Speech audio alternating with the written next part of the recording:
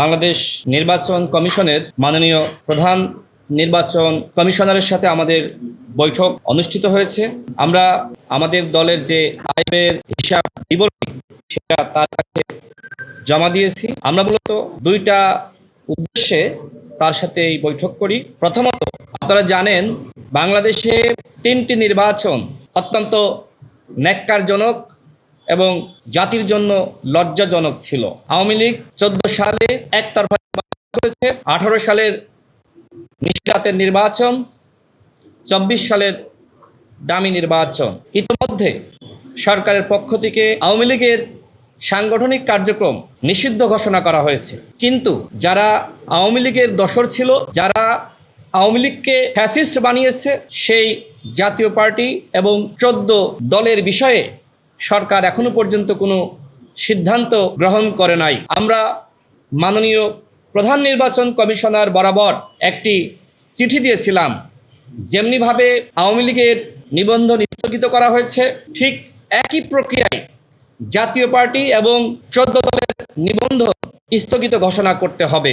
এই বিষয়ে আমরা নির্বাচন কমিশনের পক্ষ থেকে গৃহীত পদক্ষেপ সম্পর্কে জানার জন্য এখানে এসেছি। আমরা প্রধান নির্বাচন কমিশনারকে জিজ্ঞেস করেছি যে তিনি আমাদেরকে জানিয়েছেন এই বিষয়ে আসলে নির্বাচন কমিশনের করার কিছুই নাই। যেমনিভাবে সরকার আওয়ামী লীগকে নিষিদ্ধ ঘোষণা করেছে, জাতীয় পার্টি এবং 14 দলকে নিষিদ্ধ ঘোষণা করা হয়, এর পরবর্তীতে নির্বাচন কমিশনের পক্ষ থেকে পদক্ষেপ গ্রহণ করা হবে।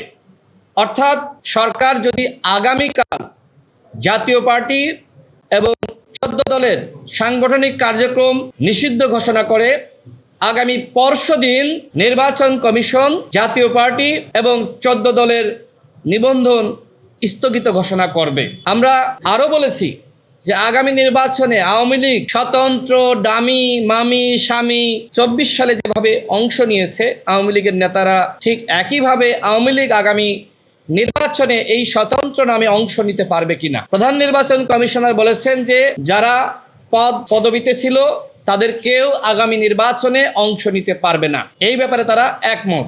আমরা এটিও বলেছি যে ঠিক আছে, যারা আওয়ামী লীগের পদে ছিল তারা নির্বাচনে অংশ নিতে পারলো না, কিন্তু একজন এমপির ভাই যিনি আওয়ামী লীগের অ্যাসোসিয়েট, যিনি ডামি এমপি, নিশিরাতের এমপি, একতরফা এমপি বানানোর জন্য কাজ করেছে, যিনি তার ভাইয়ের ডান হাত বা বাম হাত হিসেবে কাজ করেছে, ওই আওয়ামী লীগের অ্যাসোসিয়েটস বা যারা ফ্যাসিবাদের দোসর ছিল তারা নির্বাচনে অংশ নিতে পারবে কিনা, তিনি একটু কনফিউশনে পড়ে যান।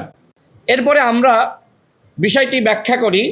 মনে করেন আগামী নির্বাচনে আওয়ামী লীগের ডামি এমপিরা বা আওয়ামী লীগের যারা পদে আছে অংশ নিতে পারলো না, সেক্ষেত্রে এই যে আওয়ামী লীগের পরিবারের সদস্য যারা ছিল তারা যদি স্বতন্ত্রভাবে অংশ নেয় তাহলে মোটামুটি 50 থেকে 60টি আসন পাবে। গোপালগঞ্জ, ফরিদপুর, মাদারীপুর বিভিন্ন জায়গায় আওয়ামী লীগের ঘাঁটি রয়েছে। সেক্ষেত্রে তো প্রথমবার এই আওয়ামী লীগ স্বতন্ত্রভাবে তারা আসলো, কারণ তাদের সেই অর্থনৈতিক ভিত্তি রয়েছে।